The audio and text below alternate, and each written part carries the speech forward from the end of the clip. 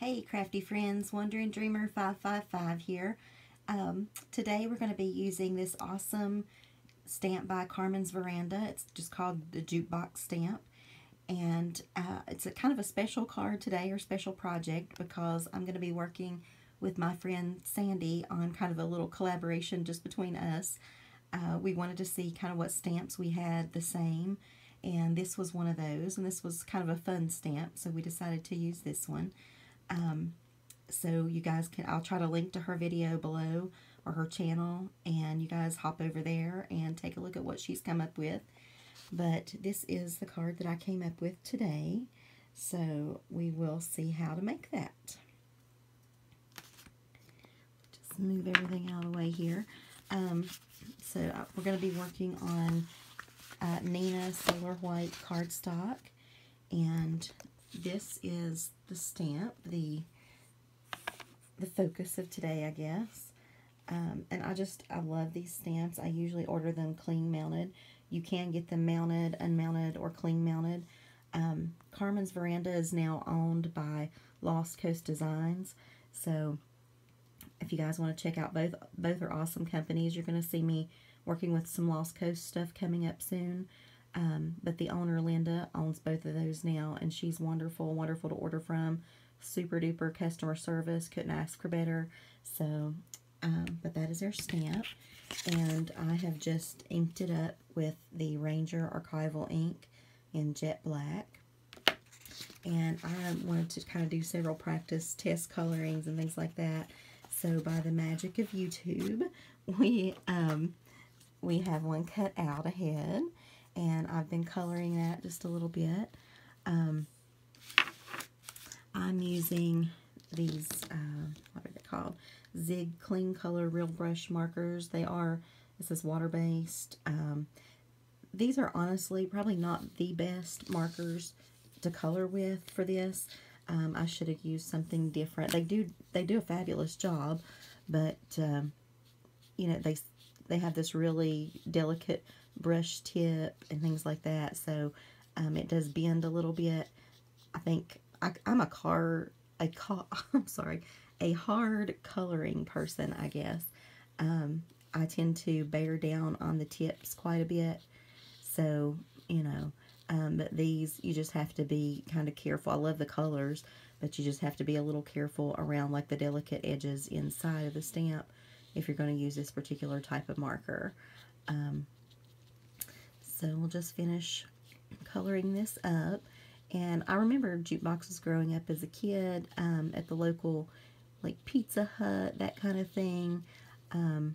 We would go and put our quarters in and play whatever song we wanted, and I always loved to see it light up. I love that I got to pick the music, and it came out through the whole restaurant. I just thought that was fabulous. This actually is going to turn into a birthday card for my uncle. His name's Kurt, and he has a birthday coming up fairly soon, and he has an actual jukebox in his house. He loves, you know, old things, and I guess just kind of reliving the good old days. And so he has some awesome songs up there. So every time I go up, I always play his jukebox for majority of my visit. There's some kind of music on, because I just think that's super neat. So we will just finish going through this red here.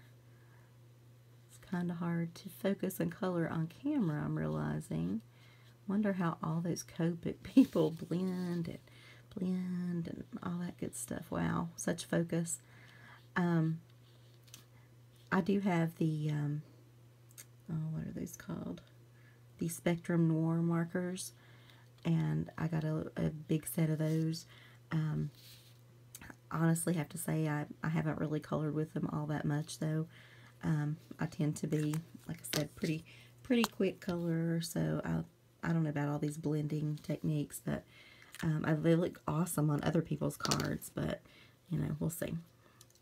So here is our finished jukebox. And next we'll move on to the cardstock. And the cardstock I'm using today is called Bermuda Bay by Stampin' Up. We just started with a plain sheet of cardstock, and I embossed it with this, it's called a Peacock Pleasure embossing card by Couture Creations. So that was really fun. It kind of just reminds me of kind of a retro feel, I guess. Again, as the color does, that's why I picked that. So I embossed a couple of those. And I'm going to stick with using this really sparkly red glitter cardstock from Stampin' Up. I used the largest die here as well from Stampin' Up, and just kind of cut that die out. So we will just, let's see how to glue that down.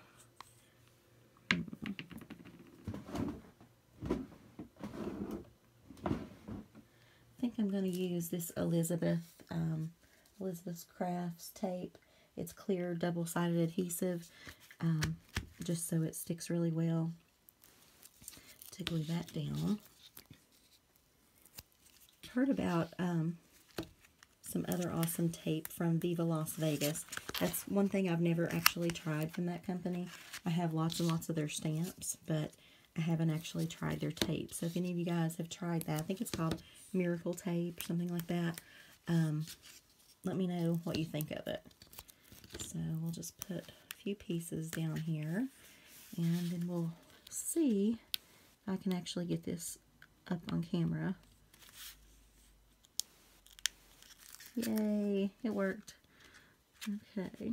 Somehow when you turn the camera on, things just go down south bad. So you never really know what's going to happen once you turn the camera on. Everything's great until that camera comes on. Then you're kind of like, oh my goodness. Okay, so we'll just push that down firm there. I cut out originally some, in the original card, some little music notes. This is a new die by, or new to me anyway, a new die by Tailored Impressions. So we will glue some of those on, and I'm going to use yellow for this one. Cut out some yellow ones just to kind of change it up a little bit. Doing too many of the same card gets old to me fast. I'm not usually one of those people that can do, like, 50 of the same holiday card or Christmas card or whatever you're making. That drives me insane. So a lot of my cards are different. That's just me, I guess. So we'll just put a little glue here. Glue that down. Get glue all over my fingers all the time. Okay, same thing for this one on the bottom.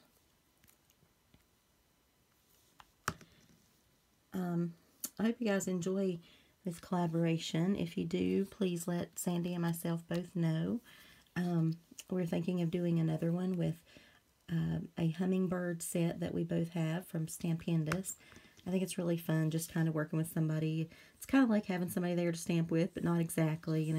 There are not many crafters that I know of in my area. I wish there were. Maybe we could do fun things like this all the time.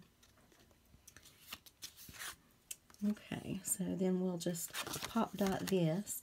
Like I said, save this pop dot extra stuff after you pop the dots out, and it's just as sticky, so I've kind of pre-cut this, and we'll just peel the backing off here, and that gives it a nice 3D effect and raises the whole image. And we'll just peel the back off of that. And kind of place that down. I like to have a lot of adhesive, especially when I'm working with this glitter background paper, because I feel like it's a little hard to stick to, so I'll probably go a little overkill on that, but wanted to show you the Tailored Expressions die I was talking about. This is just some dies. Sometimes I keep my dies together in the same theme.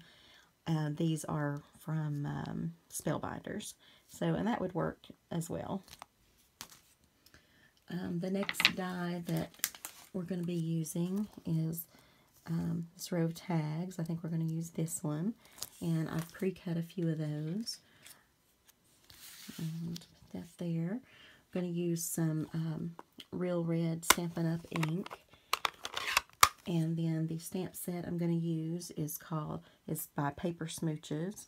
and it has little clocks and microphones, and it's fun o'clock. But we're gonna use this one here. It says "Let the Good Times Roll," and you could, you could do the same thing with this jukebox as well. But it doesn't compare to Carmen's Veranda. There's no way. So we'll just ink our stamp up a little bit. This pad is super juicy, so let me stamp it out once just to get that extra off of there. Ink that up again. Those new Stampin' Up! Pads are the juiciest things I've ever seen.